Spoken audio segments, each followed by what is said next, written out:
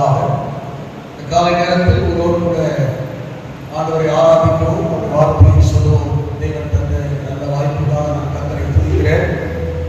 என்னை இடத்துக்கு அனுப்பின என்னுடைய தலைமை பேராயர் பிஷப் ஜான் சத்யகுமார் அவர்களுக்காக செலுத்துகிறேன். அவர் தான் இன்னைக்கு வந்து நீங்கள் பேசலாம். ஐயா சிங்கப்பூரில் வந்து ஜாயின்ட்லாம் ரொம்ப பெயினாக அண்டர் மெடிக்கல் ட்ரீட்மெண்ட் இருக்கிறாங்க. என்னை குறித்து பாஸ்டர் எனக்கு தான் முதல் முறையில் பார்க்குறேன். அதில் சில வார்த்தைகள் என்னை குறித்து சாட்சி சொல்லிட்டு அப்படியே வசனத்தை கேட்கலாம் என்று பிரசங்கிக்கலாம் என்று நான் நினைக்கிறேன். சத்தமாக ஆமின்னு சொல்லிங்களா? ரொம்ப பதமாக இருக்கிறவங்க என்ன இன்சால் பண்ண சொல்லுவாங்க. சத்தமாக ஒரே மாதிரி சொல்லுங்க.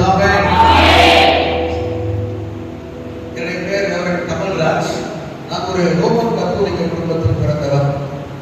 ஆசினாவில் அந்த சபையில பிறந்து வளர்ந்து பாரம்பரியமான ஒரு கிறிஸ்துவ குடும்பம். எங்க அப்பா பேர் இயேசுதாஸ், அம்மா பேர் ஜெயமேரி. எல்லாமே ரொம்ப லைட்டா ஃபாதரோடவே நிறைய விடைகளை டிராவல் பண்ணுவாங்க. ஆனால் எங்க அப்பாவுக்கு பேர் இயேசுதாஸ். ஆனால் கிறிஸ்துவுக்கு சம்பந்தம் இல்லாத ஒரு வாழ்க்கை, குடிக்கிற ஒரு பழக்கம் அவருக்கு இருந்துச்சு, புயல் பிடிக்கிற பழக்கம் இருந்துச்சு. ஆலயத்துக்கு போவோம். இந்த மாதிரி நம்ம வரும்போது பெரிய பைபிள் ஆசி பைபிள் இருக்கும். ஆசி பைபிள் வந்து 77 புஸ்தகம் இருக்கும். எத்தனை புஸ்தகம் சொல்ல மாட்டீங்க? எத்தனை புஸ்தகம்? 77 புஸ்தகம். இப்ப வச்சிருக்கிற 64 புஸ்தகம், 11 புஸ்தகம் தள்ளுபடி ஆகும் எடுத்துட்டாங்க. பிறகு அப்படி வாழ்க்கை போயிட்டே இருந்த சூழ்நிலையில சகோதரி சாரா மாவட்டம் எத்தனை கேள்விப்பட்டிருக்கீங்க? பார்த்துருக்கீங்களா? அவருடைய பேர் உள்ள கேள்விப்படாம இருக்கலாம். நிறைய பாடல்கள் அவருடைய பாடல்கள் இருக்கு. ஒப்பாதம் பணிந்தே பாடலாமா? ஒப்பாதம் பணிந்தே நாளும் துதியே உம்மை அன்று யார் பாடுவே இசையா உந்தன் நன்றி உள்ள பொங்குதே இசையா உந்தன் நன்றி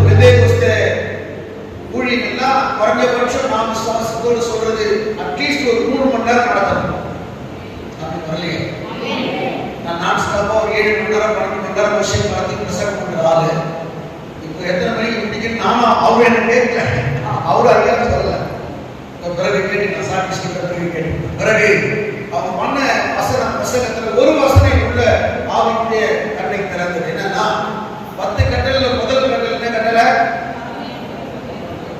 சில பேர் இருக்குதான் தெரியும், யோசிக்கிற மாதிரி தெரியும். என்று உனக்கு வேறே தேவன் உண்டாயிருக்க வேண்டாம், அவனை நமஸ்கரிக்க வேண்டாம். இது சொன்ன உடனே என் இருதயத்தை லைட் அடிச்சு மாதிரி படிச்சு நிறுத்தினார். ஆண்டவர் இடத்துல வேற எதையும் தெய்வமாய் வணங்கக்கூடாது. கத்தோலிக்க மார்க்கத்துல சிலை வணங்கினது தப்புன்னு 7 வயசுல கத்தருக்கு புரிய வச்சாரு. 7 வயசுக்கு பிறகு அந்த சிலைகளுக்கு நான் குர்பாய் சொல்லிட்டேன். ஆமென். சர்ச்சுக்கு போது ரொம்ப எனக்கு பிரியமா இருந்துச்சு. எங்க அப்பாவோட போற காலையில கத்தோலிக்க சபை 7 மணிக்கு தொடங்கி 8 மணிக்கு முடிஞ்சிடும் மாசம். நான் சர்ச்சுக்கு 10 மணிக்கு போவேன். சண்டே கிளாஸ் பாடல்கள், கதைகள், வசனங்களை சொல்லி என்னை ஆண்டவர் உருவாக்கினார். நான் கற்றுக்கொண்ட பாடல்கள், கதையெல்லாம் வீட்டுல வந்து சொல்லி எங்க வீட்டுல எல்லாரையும் ஆண்டவருக்குள்ள மாற்றுவதற்கு என்னை கத்தர் காரணமாய் வைத்தார். ஆமென். எங்க குடும்ப வழக்கம் இருக்குன்னா காலையில சர்ச்சுக்கு மாதிரி வருவோம், சாயங்காலமா குடும்பமா சினிமாவுக்கு போவோம். கத்தோலிக்க இருக்கும் சும்மா தான் போறதில்ல, அதுக்கு ஒரு ஜெபம். ஏசப்பா நாங்க சினிமாவுக்கு போறோம், எங்களுக்கு டிக்கெட் கிடைக்கணும், இல்ல ஜெபம் அத்தனை பற்றி கத்தர் கேட்டார். திடீர்னு ஒரு 3 மாசம் பொறுத்து இந்த சண்டே கிளாஸ் வந்து சொல்றாரு, சினிமா பார்க்கறது தப்பு அப்படின்னு சங்கீத 1ஆம் சங்கீதத்தை வச்சு எக்ஸ்பிளைன் பண்றாரு. துன்மார்க்குடைய ஆலோசனை நடக்கக்கூடாது, உட்காரக்கூடாது, அவங்க செய்யக்கூடாதுன்னு பிரசங்கம் பண்ணாரு.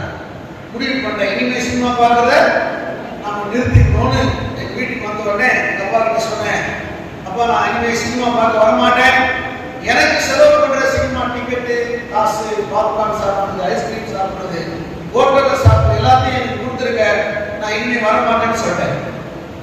எங்க அப்பா சொன்னாரு, வெரி குட், சினிமா வரலாம் பரவாயில்ல, உங்களுக்கு காசு கொடுக்க முடியாதுன்னு சொல்லிட்டேன். அது அப்படியே நான் ஜெபமா மாத்தின. ஆண்டவரே என் குடும்பத்தாரும் சினிமா பார்க்கறது நிறுத்தணும், அவங்கள மெய்யான ரட்சிப்பு அடையணும்னு ஜெபம் பண்ணேன்.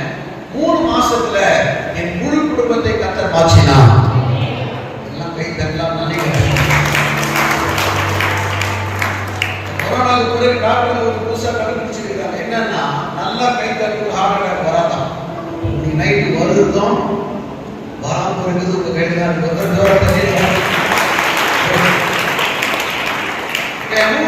ஆண்டவத்துல வந்தாங்க. அப்ப இன்னைக்கு 7 வயசுக்கு 8 வயசு 8 வயசுல ஒரு பெந்தேகோஸ்து அனுபவத்தில் இருக்கிற சபை ஞானஸ்தானம் கொடுக்க மாட்டாங்க. குறைஞ்சது ஒரு 13 வயசு ஆச்சு. அப்போ அவங்களாம் மாறிட்டாங்க. நான் வழக்கமா ஸ்கூலுக்கு போறேன், சர்ச்சுக்கு போறேன், ஃபுட்பால் விளையாடுவேன், கேரம் போர்டுல எங்க ஏரியாவில் பிளேயர்.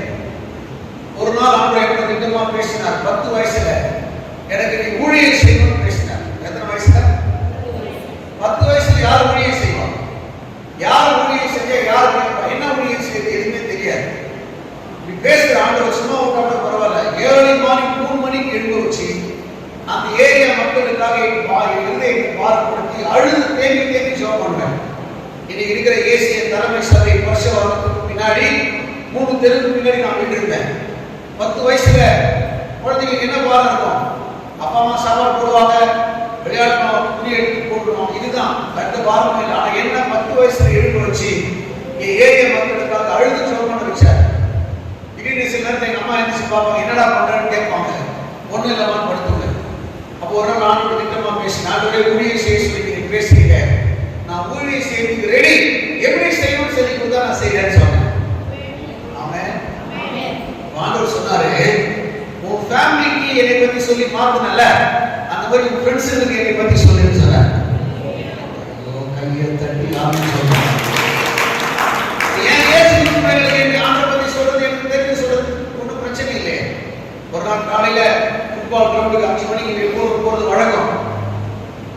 5 மணிக்கு போயிட்டு கொஞ்ச நேரம் விளையாட்டு சர்ச்சுக்கு போறதுக்கு முன்னாடி என் ஃப்ரெண்ட்ஸுக்கு சொல்லிட்டு போனேன், டேய் சாயங்காலம் 4 மணிக்கு எல்லாரும் வீட்டுக்கு வந்துருங்க அப்படின்னு ஒரு 10-20 பேருக்கு நான் சொல்லிட்டு போயிட்டேன். நான் சர்ச்சை முடிச்சுட்டு என் வீட்டுக்கு வர்றதுக்குள்ள என் ஃப்ரெண்ட்ஸ் அவனும் ஃப்ரெண்ட்ஸை கூப்பிட்டு வந்து 150 பேரை வீட்டை உட்காந்துருந்தாங்க. அதை கைட்டு முதல்ல ஆசை செஞ்சோம். எனக்கு வயசு 10 இருக்கும்போது எழுதி நின்று எனக்கு தெரிஞ்ச ஆசிரியர்களுடைய சண்டே கிளாஸ் மினிஸ்ட்ரி பண்ணேன். அந்த 150 சின்ன பிள்ளைகளுக்கு அப்ப நான் பாஸ்டர் ஆகிறேன்.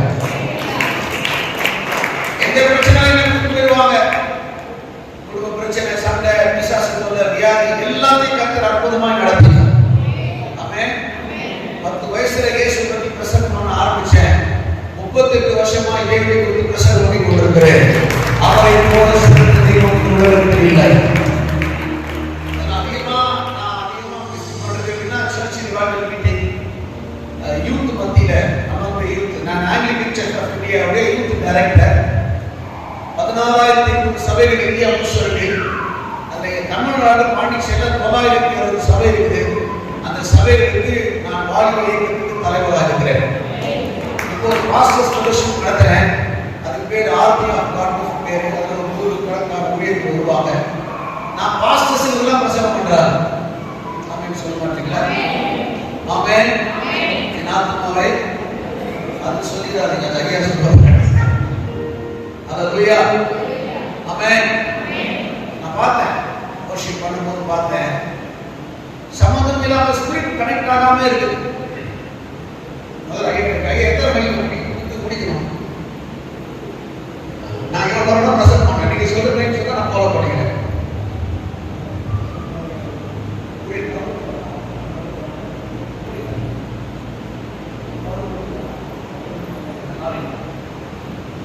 ஐயா வந்து இப்போ 10 நாள் சொல்லியிருக்கிறாரு. ஆண்டவர் நல்லவர். ஆமென் சொல்லுங்க. பக்கத்துல கை பிடிச்சிக்க போகலாம். அடிக்கடி கை பிடிச்சி சொல்லுங்க. பக்கத்துல உட்காந்துங்க. அவங்கள பார்த்து சொல்லுங்க, கர்த்தருடைய ஆசீர்வாதம் சொல்லுங்க. சொல்லி நீங்க பாடகாரத்தையும் சொல்லுங்க. உண்மையாவே சொல்லுவீங்களா? ஆண்டவர் ஆராதிப்பது என்பது இப்போ வழக்கமா 8 மணிக்கு தொடங்கி 10 மணிக்கு முடிப்பீங்க பாஸ்டர் சொன்னார். ஆராதனை ஏன் பண்றோம், எப்படி பண்றோம்னா வேதத்துல எழுதி வச்சிருக்கார். பாடும்போது எப்படி பாடணும்னு எழுதுறார். தாவீது சொல்றார், ஏன் பாடுறோம் அப்படின்னா நம்ம இந்த 2 மணி நேரத்துல ஒரு 1/2 மணி நேரம் பாட்டு செக்ஷனா அப்படிலாம் இல்ல. தாவீது சொல்றாரு, கர்த்தர் எனக்கு நன்மை செய்தபடியா நான் அவரை பாடுவேன். அப்படின்னு சொல்லுங்க. அல்லேலூயா. பக்கத்துல சொல்லுங்க, நல்லது செஞ்சதுனால நான் அவரை பாடுறேன். அந்த பாவ விதத்தை பத்தி தாவீது சொல்றாரு, கர்த்தரை நான் கம்பீரமாய் பாடுவேன். நீங்க கம்பீரமா பாடுறீங்களா? நான் வழக்கமா சொல்லி கொடுப்பேன், பாஸ்டர்ஸ் சொல்லி தருவேன். நான் தனியா பாடாத பேர் கச்சேரியின் பேரு. நம்ம எல்லாரும் சேர்ந்து பாடாத பேர் ஆராதனை பேர். கச்சேரிங்கிற தனியா வந்து பாடுப்பான். நம்ம பேசுவோம், சாப்பிடுவோம், வேற கான்வர்சேஷன் இருக்கும். ஆராதனை இல்ல, எல்லாருமே பாடணும். அல்லேலூயா. சரி, அப்படியே உங்ககிட்ட ஒரு பாடலை பாடிட்டு வசனத்துக்குள்ள ஐயா சொன்ன டைம் 1 நிமிஷம் மாறாது. சரியா? ஏன்னா மாசம் சொல்லி கொடுக்கும்போது நிறைய விஷயம் சொல்லி தருவேன். அது ஒரு விஷயம் சுருக்கமாக பிரசங்கம் பண்ணுறவர்கள் வாக்கியவார்கள், அவர்கள் திரும்ப அழைக்கப்படுவார்கள். புரிஞ்சுச்சா? அதெல்லாம் மட்டும் நீ சேர்த்து வழக்கமா நான் போற இடத்துல ஆரம்பத்தை எல்லாம் சொல்லி கொடுத்துருவேன். எத்தனை மணிக்கு சபை ஆரம்பம் சொன்னாங்க? சத்தமா 8:30 மணி. 8:30 வந்து கை தூக்க கத்தர் பார்க்கணும். நான் 8:25 வந்துட்டேன். நீங்க பவனி உள்ள இருந்து வெளியே போகும்போதே வந்துட்டேன். சரி, காலைல உட்காந்து கொஞ்ச நேரம் ஜெபம் பண்ணிட்டு இருந்தேன். 8:30 மணி மாஸ்டர் சொல்லி நீங்க 8:30 மணிக்கு வந்தீங்கன்னா அவருக்கு கொடுக்குற அன்புக்கு மரியாதைக்கு வருது. 8:15 நீங்க வந்தீங்கன்னா அவருக்கு கொடுக்குற மரியாதை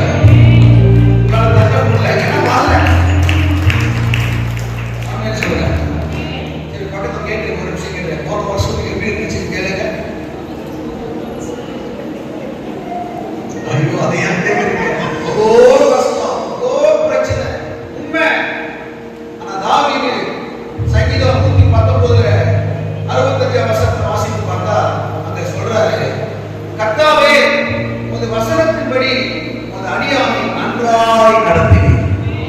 இப்படி நடத்தினார். நம்ம பக்கத்தை கை பிடிச்சு ரொம்ப நல்லா நடத்தினார்.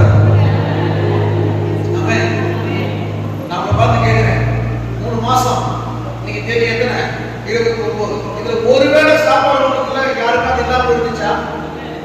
ஆனா இதே இந்திய தேசத்துல ஒருவேளை சாப்பாடு இல்லாம எத்தனையோ பேர் சாப்பாட்டுக்கு வழி இல்லாம கஷ்டப்படுறாங்க.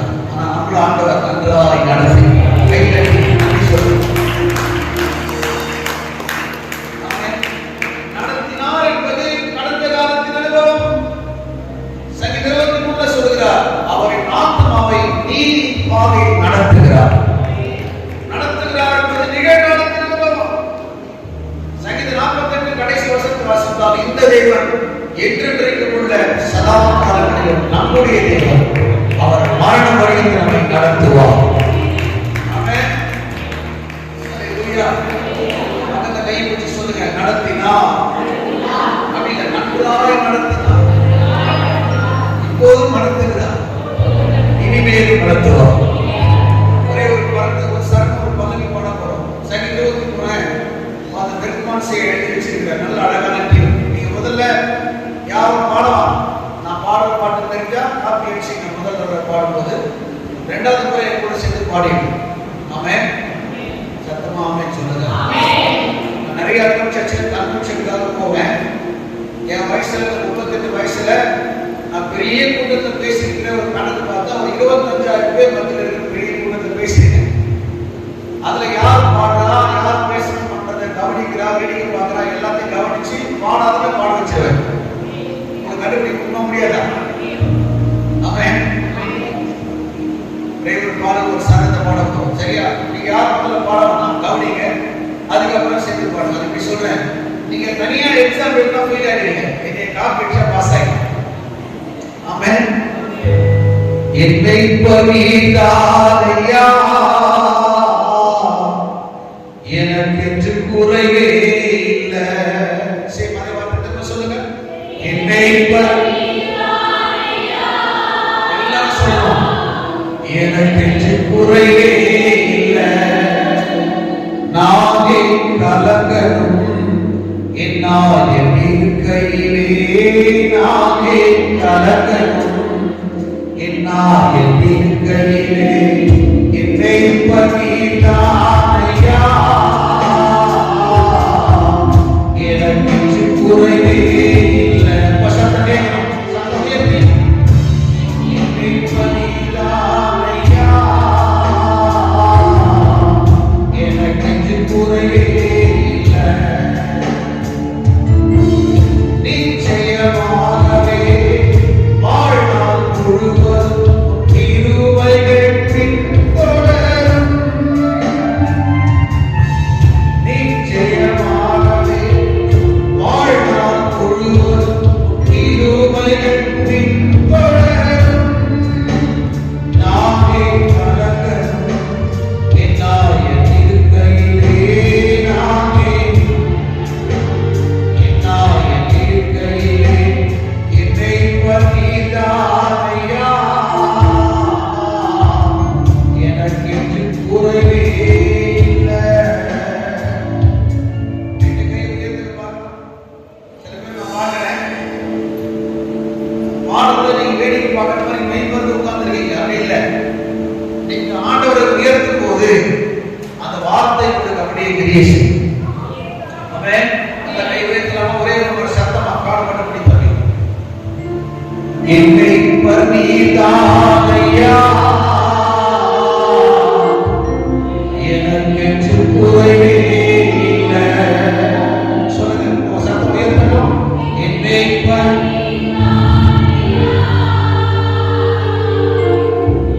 எனக்கு குறைவே இல்லை. ஆத்துமா தேற்றுகிறி ஆவியை பொழியின்றி புது உயிர் தருகின்றி.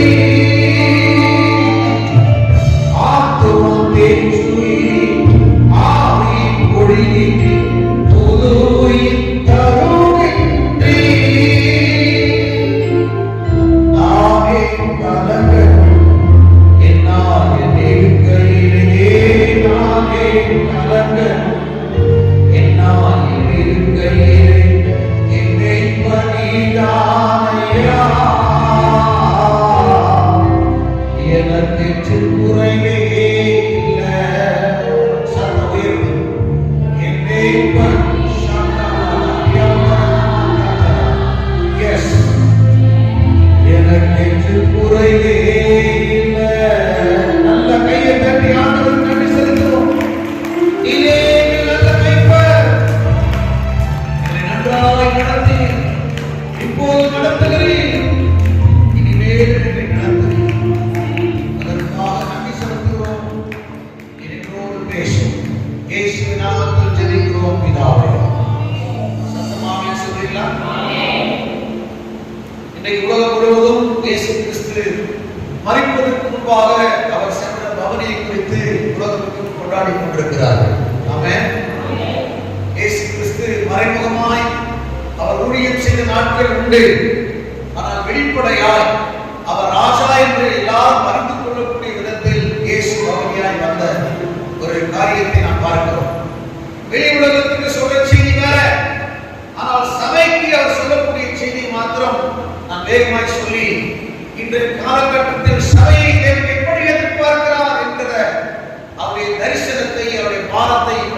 கொண்டு நான் இந்த செய்தியை முடிக்க விரும்புகிறேன்.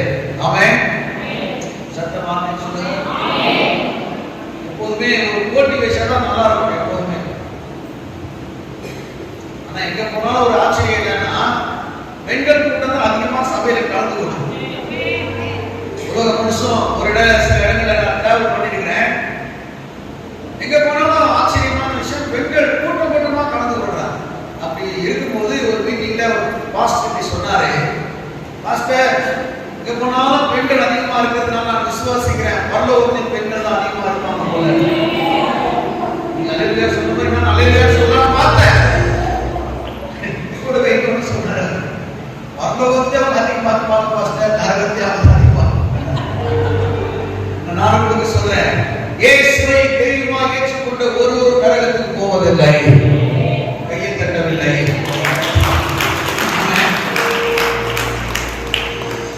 எல்லாருக்கும் தெரிந்திருக்கிற ஒரு சில பகுதியை நம்ம திருப்பிக் கொள்ளுங்க. அதில் சில விஷயத்தை சொல்லுகிறேன். 21ஆம் அதிகாரத்தில் 5ஆம் வசனம் இப்படி சொல்லுகிறது. வாசிக்கலாம். 4-5 வசனத்தை வாசிக்கலாமா?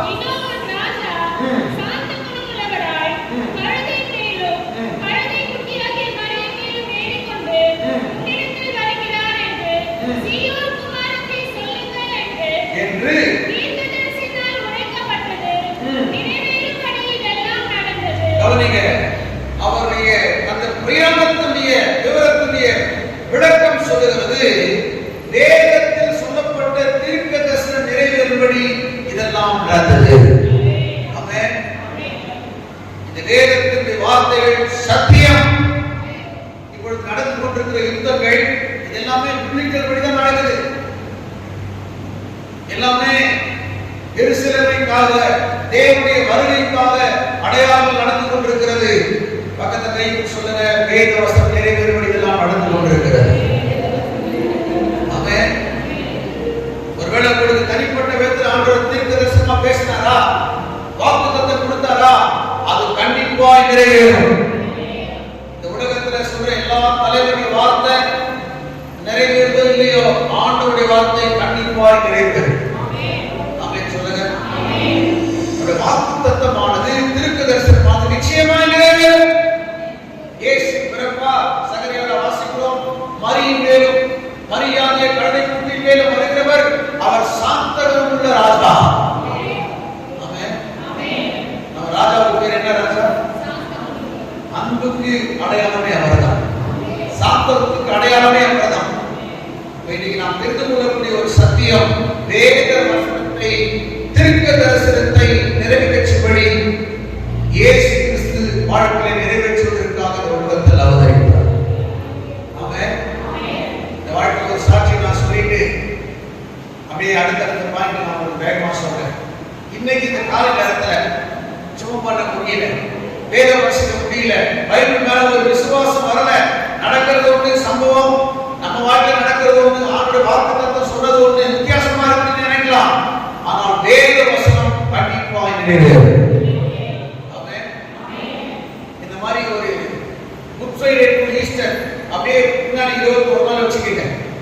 21 நாள் என்னை ஸ்ரீலங்கா தேசத்துக்கு பிரசங்கம் பண்ண கூப்பிட்டுருந்தாங்க.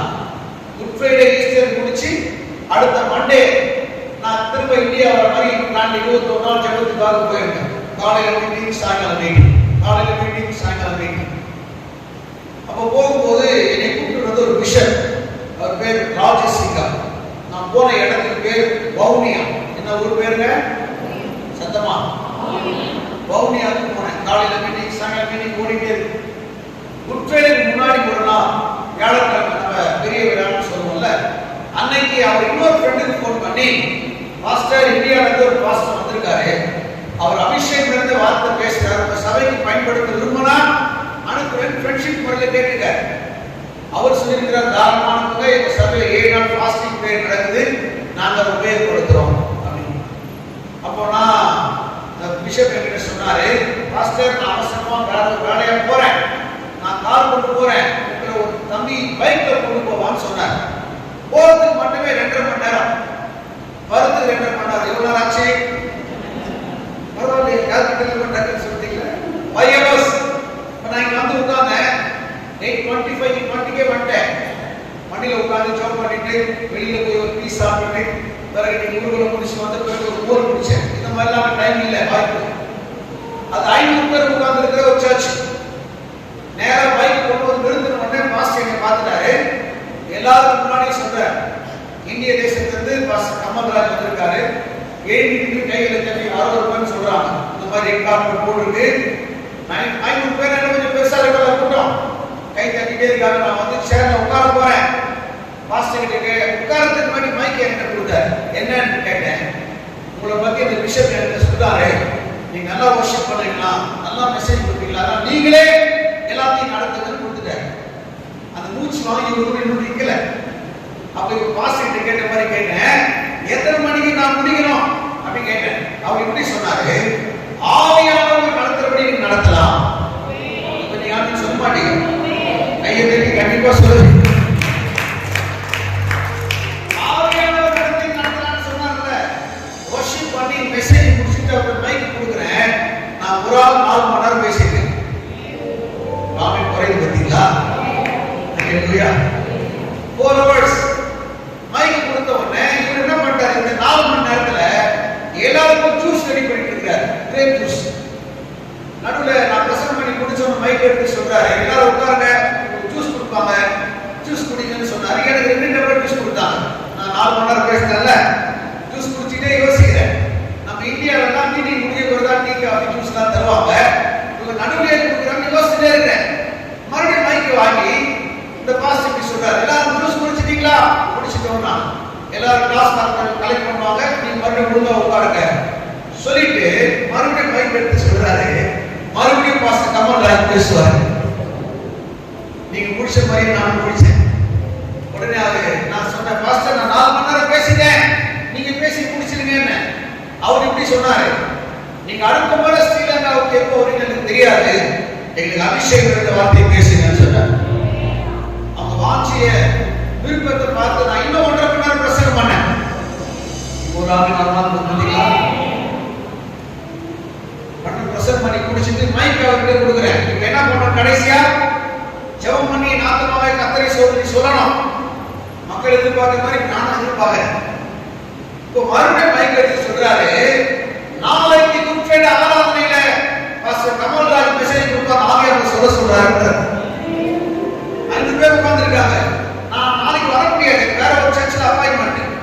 அப்ப நான் அவர் முன்னாடி சொன்னேன், ஐயா என்னை கேட்காம சொல்லாதீங்க, நான் வேற ஒரு சர்ச்சில் அப்பாயின்மெண்ட் கொடுத்துட்டேன், இங்க வரதுக்கு 2 மணி நேரம் ஆகுமே, என்னால வர முடியாது அப்படின்னு சொன்னேன். அவர் வயசுல கொஞ்சம் பெரியவர் பாரு, 70 வயசு. இன்னைக்கு என் ஃப்ரெண்ட்ஸ் எல்லாம் யாருன்னா, பாஸ்டர் இருக்காருல்ல, அவங்க அண்ணன் எனக்கு ஃப்ரெண்டு. உடனே என் வயசுக்கு கணக்கு போடக்கூடாது அப்படின்னு சொல்றீங்களா? பிஷப் பன்னீர்செல்வம் ஐயா ரொம்ப ஃப்ரெண்டு. நாங்கள் ஒரே சபையில் வளர்ந்தவர்கள். இன்னைக்கு 94 வயசு ஒரு புரியக்காரருக்கு ஃப்ரெண்டு இங்க இருக்கார். நான் பிரசங்கம் பண்ணா நோட்ஸ் எழுதுவார், இங்கிலீஷ் அழகா பேசுவார். இப்படி பெரிய பெரிய வயசுல உள்ளவர்களோடு தான் கத்த நான் பழக வைக்கிறார். அவர் 70 வயசு பாருங்க. அவரு ஆவியானவர் பேசுறது ஏத்து பேசலாம்னு கேட்டார். அமைதியா சோதனை பண்ணி எவ்வளவு ஜோம் பண்ற ஆவியானவர் புரிய வைக்கிறார். எப்படி வர முடியும்? ஏன்னா வரத்துக்கு 2 மணி நேரம் ஆகுது. உடனே அவர் என்ன பண்ணி கேட்கிறார், எத்தனை மணிக்கு சர்ச் தொடங்குது? 10 மணிக்கு. எத்தனை மணிக்கு முடியுது? 1 மணிக்கு. சரி, நீங்க 1 மணிக்கு முடிச்சுட்டு 1:30 மணிக்கு ஒரு பஸ் இருக்கு, அது ஏறி வந்தீங்கன்னா நீங்க 4 மணிக்கு வருவீங்க. உங்களுக்காக இந்த குட்ஃப்ரைடே சர்வீஸ் 4 மணிக்கு மாத்தி வைக்கிறேன்னு சொன்னார். வேறு ஒரு தேசம், வேறு ஒரு மொழி பேசுகிற மக்கள் கூட்டம், கடல் தாண்டி இடம், அவ்வளவு விருப்பமா இருக்கிறதுனால நானும் மறந்து வந்துட்டேன். இந்த இடத்துல பிரசங்கம் பண்ணி முடிச்சுட்டு ஒரு ஷர்ட் பாட்டை எடுத்து வச்சுக்கிட்டு பஸ் ஸ்டாண்டுக்கு கொண்டு வந்து ஒரு தம்பி விடுறான். அப்போ 1 மணி 20 நிமிஷம். எத்தனை மணி? சத்தமா சொல்லலாம். இன்னும் 10 நிமிஷம் இருக்கு. ஆனா பஸ்ல ஏற முடியாத கூட்டம். என்ன பண்றதுன்னு தெரியல. எனக்கு ரஷ்ல போய் அப்படி 2.5 மணி நேரம் போய் நெருக்கி போனா விரும்பல. அந்த பஸ் விட்டுட்டேன், போயிடுச்சு. அடுத்த பஸ் எத்தனை மணிக்கு எனக்கு தெரியாது, யாருக்கு கேட்கறதுக்கு தெரியாது. நடுரோட்ல இருந்து வானத்தை பார்த்து ஜெபம் பண்ணேன். ஆவியானவர் சொன்னார், ஐயா சொன்னாரு, ஆவியானவர் சொன்னார், நான் ரைட் டைம் கூட்டு போயிடுவாரு. இப்போ இந்த பஸ்ல ஏறினா கரெக்டா போக முடியும்னு நான் ஜெபம் பண்ணிட்டே இருக்கிறேன். வானத்தை பார்த்து ஒரு வசனத்தை அவர் காண்பித்தார், கர்த்தர் எனக்காக யாவையும் செய்ய முடியும்.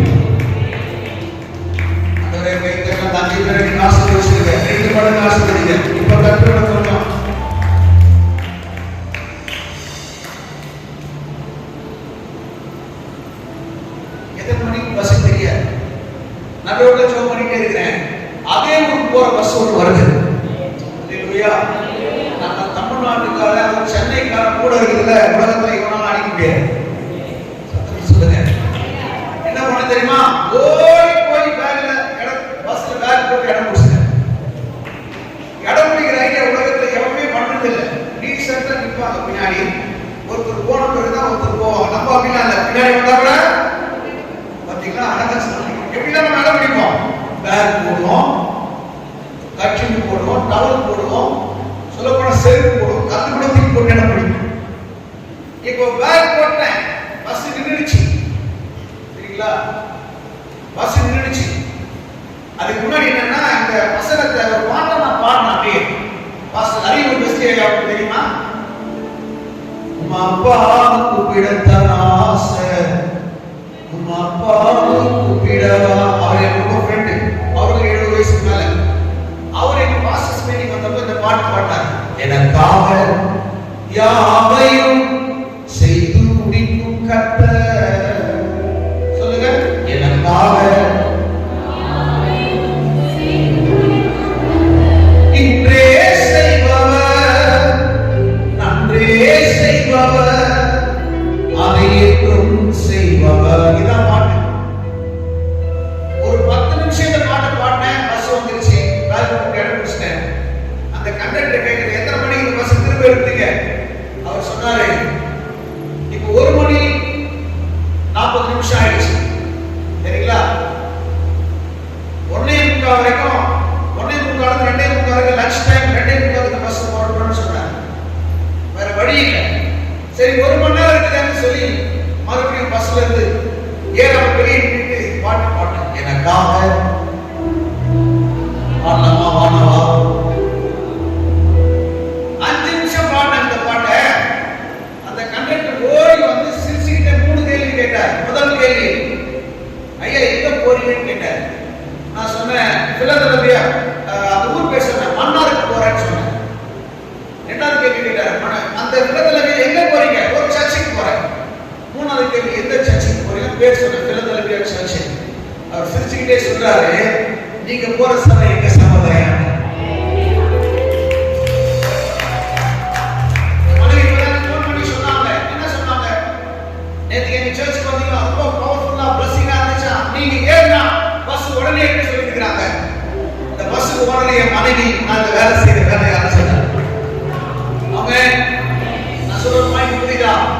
அந்நிய தேசம், கடல் தாண்டிய இடம், எப்பேற்பட்ட சூழ்நிலையா இருக்கலாம், ஆனால் வேத வசனம் கண்டிப்பா நிறைவேறும். பலமா கைத்தட்டியாக சொல்லுங்க. சமமா என்ன சொல்லுகிறது? தேவனுடைய வார்த்தை வேகமாய் நடக்க போகிறது. ஏதோ ஒரு வருஷம், அது கிறிஸ்துமஸா இல்ல ஈஸ்டருக்கு முன்னாடியே தெரியல, நம்ம எல்லாரும் மேல போயிடும். சபை ரகசிய வருகைக்கு முன்னாடி மேல போயாகணும்.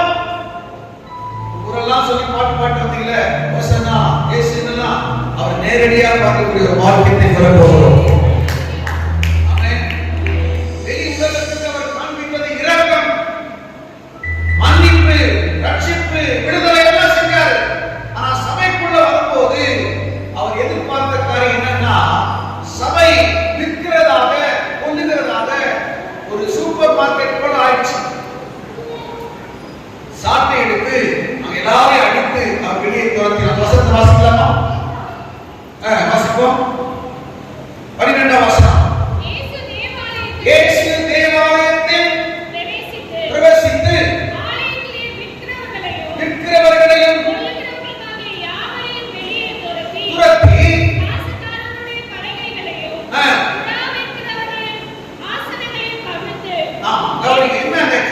ஆண்டவர் சபைக்குள்ள அப்படின்னா தேவன் சபையை சுத்தம் செய்ய விரும்புகிறார்.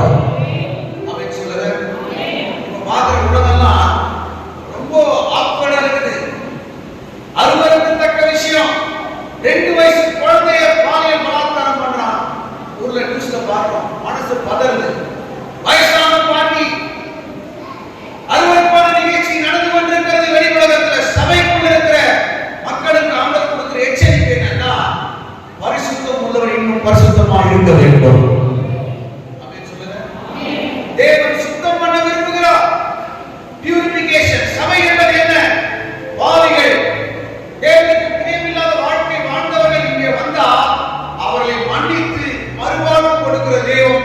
கிறிஸ்து. அல்லேலூயா. பாடல் பாடி ஊர்வலம் வந்தது நல்லது. ஆனால் சபைக்குள்ளே வந்து சொன்ன செய்தி என்ன? சபையில் உள்ள மக்களுக்கு அவர் சொல்லுகிறார், பரிசுத்தமாக இருக்க வேண்டும் என்பதை அவர் வெளிப்படுத்தித்தான் வைத்தார். சுத்தம் பண்ணினா பியூரிபிகேஷன். ஆமென். அல்லேலூயா. நீ சரியில்லை, நான் சரியில்லை, மத்தவங்க கை காட்டலாம் விட்டுருவோம். நாமும் தேவன் தனிப்பட்ட விதத்தில் ஆண்டவரே நீர் விரும்புகிற பரிசுத்தத்தை எனக்கு தாரும். எருசலேம் பார்த்தவர்கள் சிட்டியில வரும்போதே அழுகிறார். எப்படி அழுகிறாரு? எருசலேமே எருசலேமே, என் பக்கமா திரும்ப மாட்டியா? தூக்கால் அழகா போட்டிருக்கு. கோழி தன் சிறகு கீழே தன்னுடைய குஞ்சுகளை சேர்த்து அணைப்பது போல எத்தனையோ முறை நாம சேர்க்க மனதாயிருந்தேன். அவரோ நமக்கு சொந்தமானதிலே வந்தார், அவருக்கு சொந்தமானவரோடு அவர் ஏற்றுக்கொள்ளவில்லை. எவ்வளவு பேர் இருக்கிறாங்கன்னு முக்கியம் இல்லை. இந்த சபைக்குள் இருக்கிற மக்கள் ஆண்டவரை எதிர்பார்க்கிற ஒரு பரிசுத்த வாழ்க்கை வாழ அழைப்பு கொடுக்கிறார். ஆமென். எரேமியால ஒரு பழமையான ஒரு வார்த்தை கவனிங்க. இங்க அங்க இருக்கிற டைம்ல ஓரலா சொல்றேன். விழுகிறவன் எழுந்திருக்கிறது இல்லையோ. ரோட்ல போறோம், நம்ம காலம் கல்லு தடிக்கு கீழே விழுந்துடும். கீழே விழுந்து நம்ம என்ன செய்வோம்? என்ன அடிபட்டுச்சு, எப்படி படுத்துச்சா, ரத்தம், அதெல்லாம் பாக்குறது இல்ல. ஃபர்ஸ்ட் என்னன்னா, நம்ம யாரும் பார்க்க கூடாது. கீழே விழுந்தது டக்குனு எழுந்துரும். அப்படியே சொல்றாரு ஆண்டவர், விழுகிறவன் எழுந்திருக்கிறது இல்லையோ. வழி தப்பி போனவன், இவன் இந்த அட்ரஸ் வரணும். நிறைய பேர் கூகுள் மேப்பை நம்பி வேற எங்கேயோ போய் பள்ளத்தெல்லாம் வந்துருக்கிறாங்க. கூகுள் மேப் தப்பா வந்து காட்டுது. வழி தப்பி போனவன் கேட்டு கேட்டு திரும்பி வருகிறது இல்லையோ. ஆனா என் ஜனம் மட்டும் என்கிட்ட ஏன் வரமாட்டேன்னு ஆண்டவர் எரேமியா கிட்ட சொல்றார். ஆமென். இந்த காலத்தில் நாம என்ன எதிர்பார்க்கிறார்? என் ஜனம் என்னிடத்தில் திரும்ப வேண்டும். ஆமென் சொல்லுங்க. அவருடைய ஜனம் ரத்தம் சிந்தி நம்மை வாங்கியிருக்கிறார். ஒருவேளை நம்ம வீக்னஸா இருக்கலாம், பலவீனமா இருக்கலாம், பரவாயில்ல. ஆனால் மறுபடியும் நம்மை அன்போடு அழைக்கிற ஒரு தேவன் இன்னைக்கு நம்மோட பேசிக் கொண்டிருக்கிறார். ஆமென். சபை சுத்தம் செய்யப்பட வேண்டிய இடம். Number 1 purification. இரண்டாவது, அந்த ஆலயத்துடைய மேன்மையை சொல்றார். வாசிக்க அடுத்த வார்த்தை, அடுத்த வசனம். என்னுடைய வீடு எல்லா ஜனத்துக்கும் அது என்னன்னா, என்னுடைய வீடு ஜெப வீடு என்று அழைக்கப்படும். ஆமென். இது கிறிஸ்டியனுக்கு மட்டும் சொந்தம் இல்ல. ஆல் தி ஜெனரேஷன், எல்லா விதமான people groups, எல்லா மதத்தினருக்கும், எல்லா ஜாதியாருக்கும் இந்த இடத்துல ஜெபம் பண்றதுக்காக கர்த்தர் வச்சிருக்கிறார். ஆமென் சொல்றீங்களா? அது ஒரு சாலமோன் எழுத ஆலயம் கட்டும் போது அப்படி எழுதினார், என் ஆலயத்திலே என் கண்கள் திறந்தவையும் என் செவிகள் கவனிக்கிறதுமா இருக்கும். அப்படின்னு என்ன அர்த்தம்? நீங்க பண்ற ஜெபத்தை கண்டிப்பா அவர் கேட்பார். எத்தனை பேர் நம்புறீங்க? பக்கத்துல சொல்லுங்க. நான் ஜெபத்தை பத்தி ஒரு ஸ்லோகன் சொல்லி தரேன். பக்கத்துல கை பிடிச்சிங்க சொல்லுங்க. அவங்க முகத்தை பார்த்து கையை உடைச்சிடாதீங்க. கவனிங்க, அவன் குறைக்க கூடாது. சமாதானமா பார்த்து சொல்லுங்க. மோர் பிரேயர், சத்தமா, more power. Low prayer, low power. No prayer, அதிகமாய் ஜெபிக்கிறவர்கள் தேவனை அதிகமாய் அனுபவிப்பார்கள். கொஞ்சமாய் ஜெபிக்கிறவர்கள் தேவனை கொஞ்சமா அனுபவிப்பார்கள். ஜெபமே பண்ணாதவன் எதையுமே அனுபவிக்க மாட்டான். இப்ப அவங்க கேட்க, எந்த லிஸ்ட்ல இருக்கீங்க? லாஸ்டா, ஃபர்ஸ்டா, நடுவுலையா? நான் சொல்றேன், ஜெபிக்கிற சபை வேகமாய் வளர்ந்து கொண்டே இருக்கும். தேவனுடைய கிரியை செய்வார். நடந்த ஒரு சாட்சியை சொல்லிட்டு அடுத்த பாயிண்ட் வேகமா போயிடுறேன். இன்னைக்கும் மறைமுகமா அதிகமா எங்க சுவிசேஷத்தை எதிர்க்கிறாரோ அங்கே அதிகமாய் கர்த்தர் கிரியை செய்கிறார். சத்தமாவே சொல்லுங்க. ஒரு பிசினஸ் மேன், கவனிங்க, அவர் எந்த நாட்டுக்கு போனாலும் அந்த நாட்டுக்குரிய பைபிள வேற மாதிரி கொண்டு போவாராம். அங்க இருக்கிற அவர் ஃப்ரெண்ட்ஸுக்கு அங்க கொடுக்கறதுக்காக. அப்படி அவர் போன ஒரு தேசம் ஒரு இஸ்லாமிய தேசம். அவங்க பேர் சொல்லாம சொன்னாங்க, அதனால நான் ஒரு பேர் சொல்லல. சரியா? இஸ்லாமிய தேசத்துக்கு போயிட்டாரு. அவரு இதுவரைக்கும் 2 லட்சம் பைபிள் கொடுத்திருக்கிறார். அவருடைய ஊழியத்துக்கு நிமித்தம் ஒரு கை தட்டி ஆமென் என்று சொல்றாங்க. ஒரு இஸ்லாமிய தேசத்துக்கு போயிட்டாரு. அவர் பிசினஸ் முடிச்சிட்டாரு. அவர் கொண்டு வந்த பைபிள் எல்லாம் அங்க கொடுத்துட்டாரு. திடீர்னு அவருடைய போன் நம்பருக்கு ஒரு போன் வரும். நல்லா கவனிங்க, நடந்த உண்மை சாட்சி. அவருக்கு போன் வருது. இந்த நம்பர் வந்து லோக்கல்ல இருக்கிற நம்பர். அவர் போயிருக்கிற நாட்டில் இருக்கிற லோக்கல் நம்பர். போன் எடுக்கிறதுக்கு யோசிக்கிறார், யாரும் தெரியலையே. ஏன்னா அவர் பெரிய பிசினஸ் மேன், அவருக்கு தெரிஞ்சது மட்டும் தான் போன் எடுப்பாங்க. அப்போ ஒரு 5 தடவை அடிச்சுட்டே இருக்காங்க, எடுக்கல. 6வது முறை போன் அடிச்ச போது எடுத்துட்டார். எடுத்து கேட்கிறாரு, யார் பேசுறீங்க? அவங்க அரபிக் மொழியில பேசுறாங்க. சாயங்காலம் 4 மணிக்கு இந்த மால் பக்கத்துல வாங்க அப்படின்னு ஒரு சத்தம், லேடி வாய்ஸ் கேட்டு போன கட் பண்ணிட்டாங்க. இவங்க கூட இருக்கிற ஃப்ரெண்ட்ஸ் சொன்னாங்க, உங்களை யாரோ போலீஸ் கேஸ் பண்ணிட்டாங்க, நீங்க ஊழியர் செஞ்சது பைபிள் புத்தகத்தை தெரிஞ்சிச்சு போல, இல்லை டெரரிஸ்ட் டிபார்ட்மெண்ட்ல நீங்க 4 மணிக்காக போகாதீங்க அப்படின்னு சொல்றாங்க. இவர் ஜெபம் பண்றாரு. ஆண்டவருடைய ஆவியானவர் சொல்றாரு, அவங்க சொன்ன இடத்துல நீ போ. அல்லேலூயா. 4 மணிக்கு போறதுக்கு முன்னாடி 3:45 நான் மனைவி போன் பண்ணிருக்காரு. போன் பண்ணி சொல்லியிருக்கிறார், என்ன சொல்லியிருக்கிறாரு, ஒரு போன் வந்திருக்கு, நான் பார்க்க போறேன், யாருன்னு எனக்கு தெரியாது. ஒரு 3 ஹவர்ஸ் 3 மணி நேரத்துக்குள்ள நான் திரும்ப போன் பண்ணலன்னா நீ இந்தியா எம்பசிக்கு போன் பண்ணி என்னை பத்தி ஒரு கம்ப்ளைண்ட் கொடுத்து என்னை காப்பாற்ற முயற்சி செய். ஒருவேளை நான் இல்ல இறந்துட்டேன்னா பரலோகத்தை சந்திக்கலாம் சொல்லிட்டேன். அந்த அம்மா உடனே சபைக்கு சொல்லி சபையா ஜெபம் பண்ணா. கவனிங்க, சபையில் பண்ற ஜெபம் மிக முக்கியமானது. ஒரு மனமான ஜெபம் கர்த்தர் கிரியை செய்த ஜெபம். எல்லாரும் சபையா ஜெபம் பண்ணா. 3 மணி நேரம் ஜெபம் பண்ணிக்கிறார். இவர் சொன்ன இடத்துக்கு 4 மணி ஸ்பாட் போயிட்டார். ஒரு கார்ல வந்தவங்க ஒரு 4 பேர், பெரிய பெரிய ஆள் உண்டாஇருந்தாங்க. அவரை பார்த்த உடனே காரை உட்கார வச்சு கண்ணை மூடிட்டாங்க. இந்த கார் எங்கேயோ காட்டுக்குள்ள போயிருக்கு. காட்டுக்குள்ள போய் மறைவான இடத்துல கீழே மறைந்திருக்கிற ஒரு பூமிக்கு கீழே உள்ள ஒரு வீட்டுக்கு கொண்டு போயிருக்காங்க. இவர் எங்க போற ஒண்ணுமே தெரியல. அந்த ரூமுக்குள்ள வந்தவங்க கண்ணு கட்டு இருக்காங்க. கழுட்டா 70 பேர் உட்கார்ந்து இருக்காங்க. அந்த 70 பேர் இவருக்கு 10 நிமிஷம் என்ன பேசுறதுன்னு தெரியல. எல்லாம் இருக்கா இருக்குது. கொஞ்சம் தண்ணி குடிக்கணும். தண்ணி குடிச்சிட்டு அவர் கேட்டார், நீங்களாம் யாரு? என் போன் நம்பர் உங்களுக்கு எப்படி தெரிஞ்சிச்சு? என்னை எப்படி கூப்பிட்டீங்க? எதுக்காக கூப்பிட்டீங்க? அப்ப அவங்க சொன்னாமா, நாங்க 70 பேரும் இஸ்லாமிய, இப்ப நம்ம பாஸ்டர்னு சொல்றல, அவங்கள வந்து அந்த மாதிரி மசூதியில அல்லாஹ் ஓதுவாங்கல்ல, பிரசங்கம் பண்ணுவாங்கல்ல, அவங்க ஃபேமிலி மறைமுகமா ஸ்ட்ராங்கான ஃபேமிலி. அவங்க சொல்லியிருக்கிறாங்க, நாங்க குர்ஆனை படிக்கும் போது அடிக்கடி ஈசா நபி இயேசு பத்தி வந்துட்டே இருக்குது. இயேசு பத்தி தெரிஞ்சுக்கணும்னு நாங்க 21 நாள் ஃபாஸ்டிங் போட்டோம். இன்னைக்கு கடைசி நாள். எத்தனை நாள்? 21வது நாள். நாங்க ஜெபம் பண்ணிட்டோம். எங்களுக்கு வந்து எப்படி ஜெபம் பண்ண கூட தெரியாது. நாங்க எங்க இதுல படி கேட்டோம், ஈசா நபி பத்தி எங்களுக்கு தெரியணும் இதே தான் சொல்லிட்டு இருந்தோம். திடீர்னு ஒரு கை விரல் வந்து சோர்ல உங்க போன் நம்பர் எழுதிச்சு, இந்த போன் நம்பரை போன் பண்ணுங்க, அவர் வந்து உங்களுக்கு சொல்லுவாருன்னு ஒரு சத்தம் கேட்டுச்சு. அந்த நம்பர் உடனே எழுதி வச்சுட்டு நாங்க கூப்பிட்டோம், எங்களுக்கு இயேசு பத்தி சொல்லுங்க. ஆமென். சபை எங்கேயோ பண்ற ஜெபம் எங்கேயோ வேலை செய்யும். நான் சொல்றேன், இந்த சபையில கர்த்தர் ஜெபத்தை அதிகப்படுத்த விரும்புகிறார். என்னுடைய வீடு சகல ஜனத்துக்கும் ஜெப வீடு சொல்றாரு. 70 பேருக்கு சுவிசேஷத்தை சொல்லி 70 பேருக்கு ஞானஸ்தானம் கொடுத்திருப்பாங்க. ரகசிய சபை நடந்து கொண்டு கடமை தெரியாம சொல்றேன். ஆமென். அப்போ சபை ஆண்டவர் என்ன எதிர்பார்க்கிறார்? மத்தவங்கெல்லாம் கை காட்டி நியாயமா அவங்க சரியா இவங்க சரியா அது இல்ல கதை. நீங்கள் ஆண்டவருக்கு முன்னாடி பரிசுத்தமா இருக்க விரும்புகிறார். அவருடைய வருகை எனி டைம் இருக்கலாம். அது நடந்து கொண்ட யுத்தங்கள் எல்லாம் கடைசி மணித்துளிகளா இருக்குது.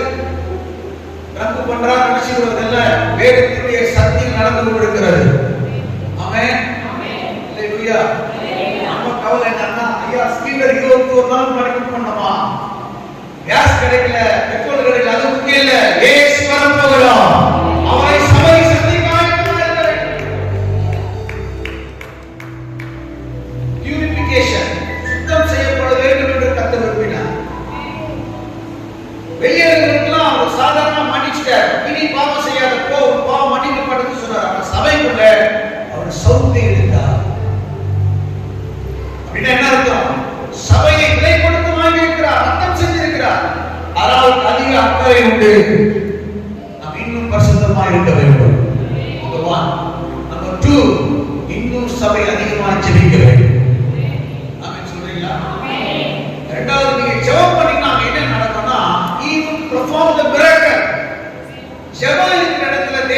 கிரியை செய்வார். அந்த வசனத்தை வாசிக்க. 15 வசனம், 14 வாசிக்க. 14 குருடரும் சப்பானிகளும் வந்தார்கள்.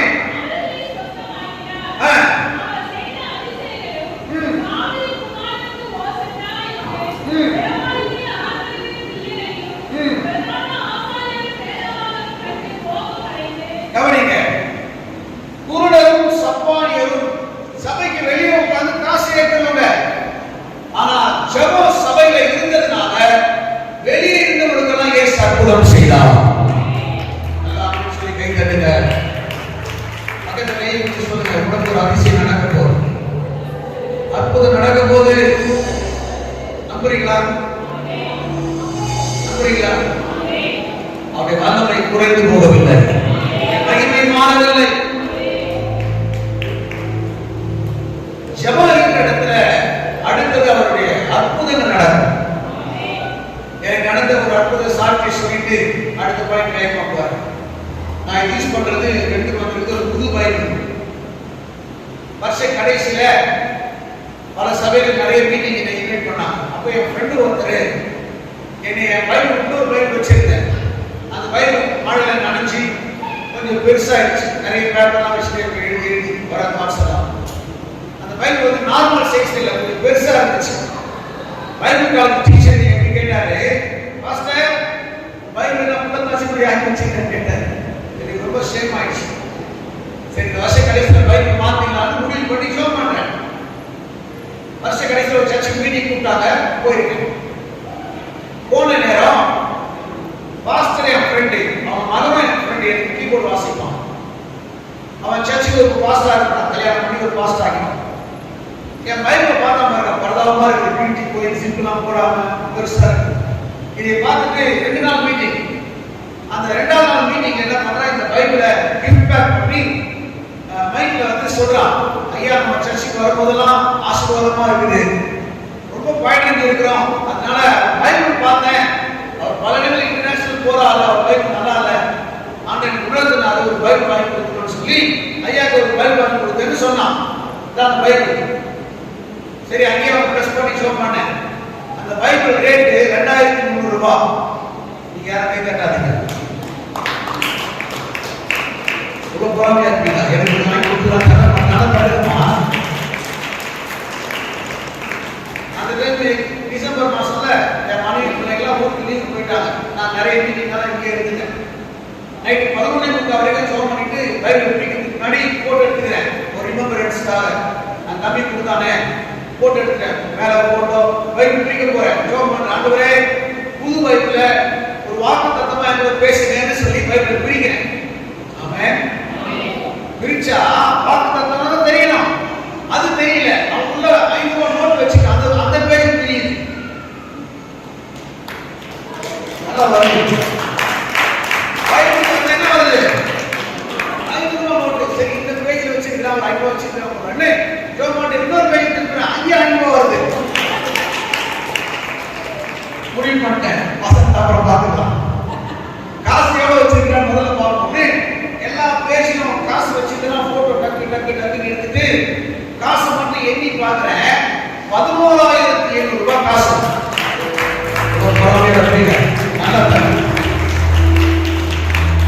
அந்த பைபிள் வாங்கின பிள்ளைய வச்சுக்கிறான். அது உங்களுக்கு காட்டுறேன். கதை இல்ல, கற்பனை இல்ல, நடந்த சாட்சியா இருக்கும். 2300 ரூபாய் பைபிள். 2300 பிளஸ் 11,500 எல்லாம் கூட்டி சேர்த்தீங்கன்னா 14,000 ரூபாய். நான் கிளம்ப போறேன், எனக்கு ஒரு காணி எடுத்துக்கிறான் கவர், அதுல ஒரு 6,000 ரூபாய் சேர்த்துச்சு. மொத்தம் எவ்வளவு ஆச்சு? 20,000 ரூபாய் ஒரு தரம்.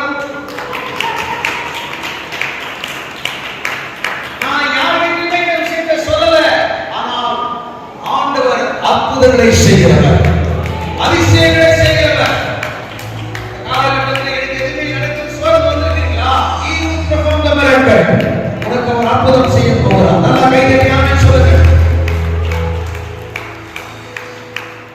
இதுவரைக்கும் 3 பாயிண்ட் சொன்னேன், இன்னும் ஒன்று சொல்ல போறேன். இப்போ நான் 1 2 3 கேட்ச் போடக்கூடாது, இப்போ பாயிண்டா சொல்றோம். இந்த 3 பாயிண்ட் என்ன அளவுக்கு கவனிச்சுட்டு பார்க்க போறேன். நம்பர் 1, ஒரு சத்தம் கேட்குது, பரிசுத்தமா இருப்பாரு. நீங்க எழுதுனா பார்த்தால நக்கீரன் போல மைக் போட்டு போய் வந்துருவாரு.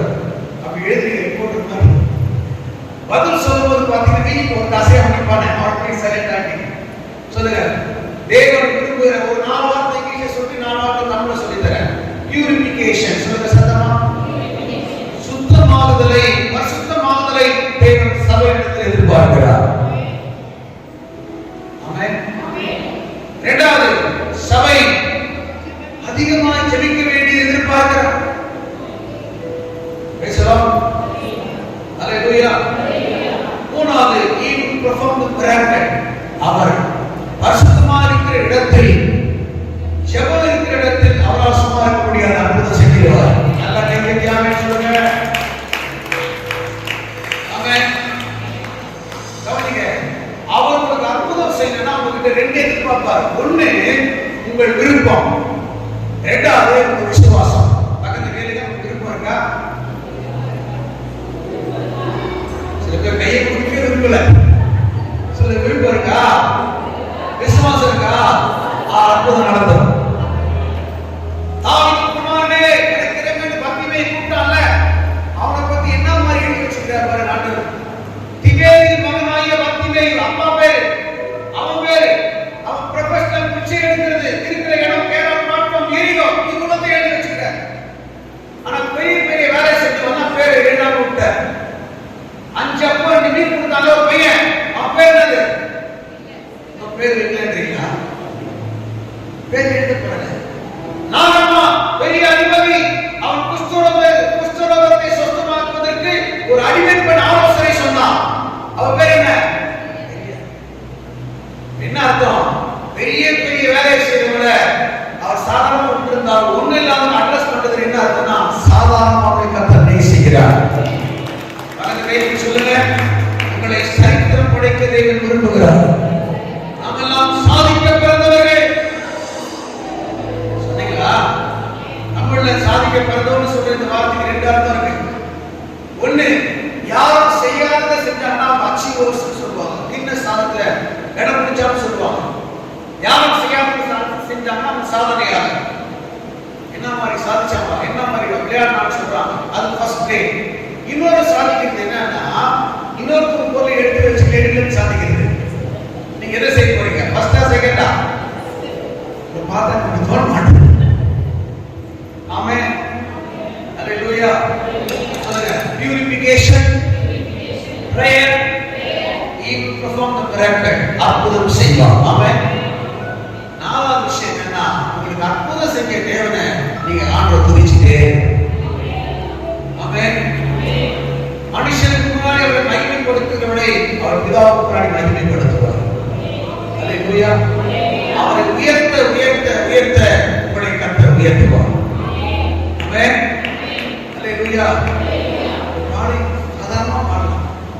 நல்லா சின்ன வயசுல இருந்தீங்கன்னா பஸ் கொடுக்காத நாள், சைக்கிள் கொடுக்காத நாள், நம்ம நடந்தே ஸ்கூல் போயிட்டு வர நேரம் பாடி பாடி பாடி பாடி ஜாம் பண்ணி பிராக்டிஸ் ஆகல. இன்னைக்கும் வண்டியில போனாலும் வர்ஷிப் பண்ணினே போவோம், காரில் போனாலும் வர்ஷிப் பண்ணினே போவோம்.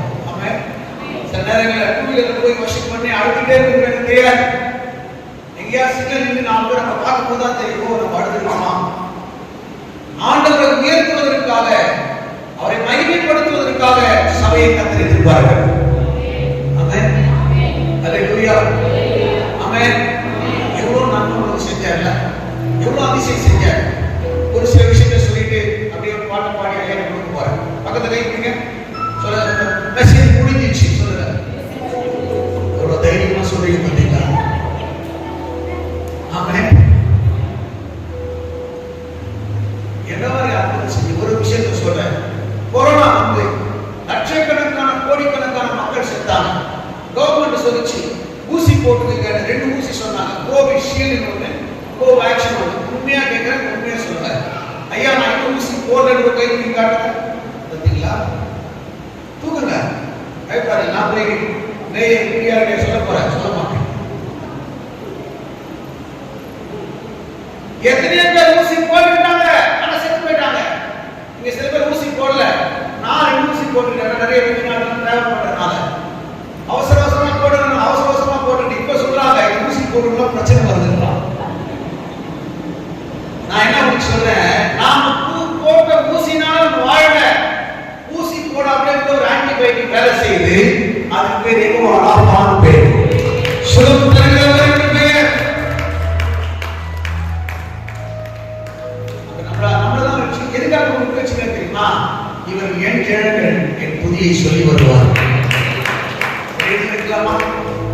stand up.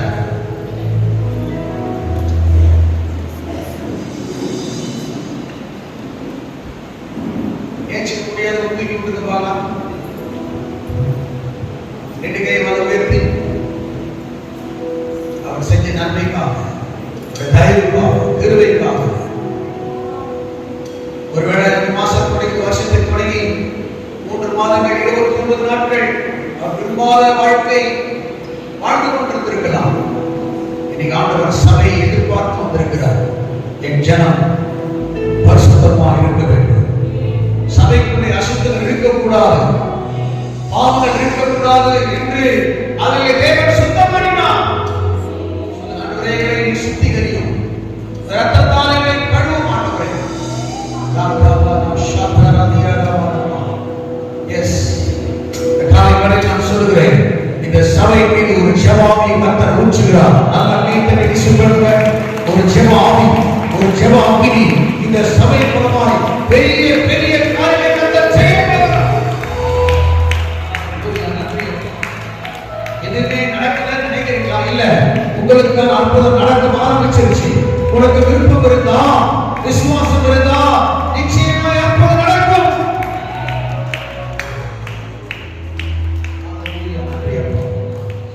நன்றி. அவர் அப்படி இடைவிடாம நன்றி செலுத்த சுகமானவர்கள், பாவர்கள் எல்லாரும் கர்த்தரை துதித்தார்கள். கடைசி கூட்டம் வந்தது. ஆண்டவர் சொன்னார், இவர்கள் கூப்பிடாவிட்டால் இந்த கல்லுகள் என்னை கூப்பிடும் என்று சொன்னார். ஹalleluya. துதிப்பாடுவா நெஞ்சமே இயேசுவை, அவர் துதி சொல்லி வரவே தெய்வத்தான் திட்ட வாழ்வு இதுவே. அவர் துதி சொல்லி வரவே தெய்வத்தான் திட்ட வாழ்வு இதுவே. உன்னாய்த்தா உன்குறித்தா நம்மை அழைத்தா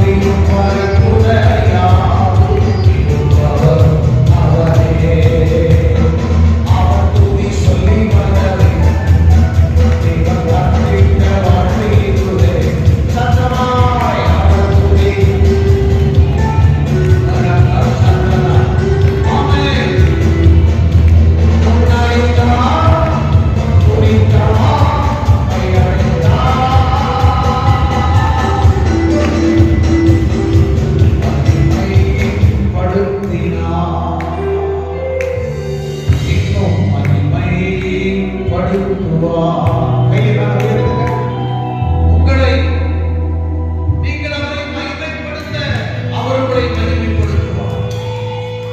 நிச்சயமா அவரை துதிக்கிற துதி உங்களை ஒரு நாள் வெட்கப்படுத்தார். கை உயர்த்தி கடைசியா சொல்லி முடிக்கலாம். முன்னறிந்தார், முன்குறித்தார், நம்மை அழைத்தார்.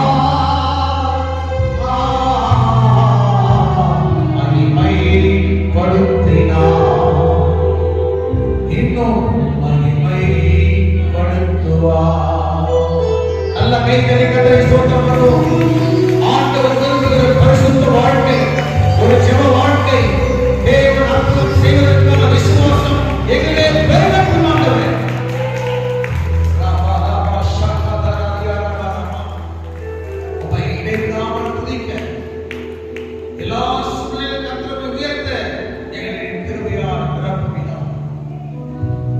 நீ சொல்லி இருக்கிற வார்த்தைகள் ஜனங்களுக்கு சொல்லி இருக்கிற கர்த்தர் கிரியை செய்யும். இயேசுவின் நாமத்தில் ஜெபிக்கிறோம் பிதாவே.